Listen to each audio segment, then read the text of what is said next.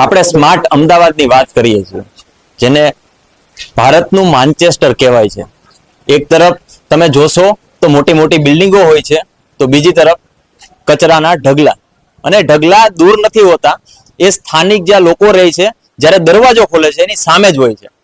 આ માત્ર વાત નથી કરી રહ્યો, આજે હું તમને બતાવવાનો પણ છું.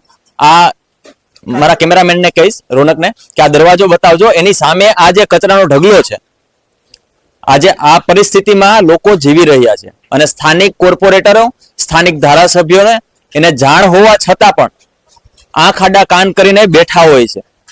ઘણી વખત એવું થતું હોય કે જ્યારે મોટી મોટી બિલ્ડિંગો લોકો જોતા હોય એટલે મજા આવતી હોય કે અમદાવાદ સ્માર્ટ થઈ ગયું છે, અમદાવાદ પ્રગતિ કરી રહ્યું છે.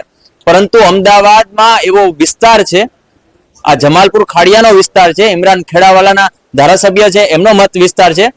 એના વિસ્તારમાં તમે જોઈ શકો છો કે કચરાના ઢગલાઓ પડ્યા છે. આ માત્ર વાતો નથી, પણ આ લોકોની સમસ્યાઓ છે. વારંવાર ફરિયાદો કરવા છતાં પણ લોકો આવીને આવી પરિસ્થિતિમાં ઝઝૂમી રહ્યા છે.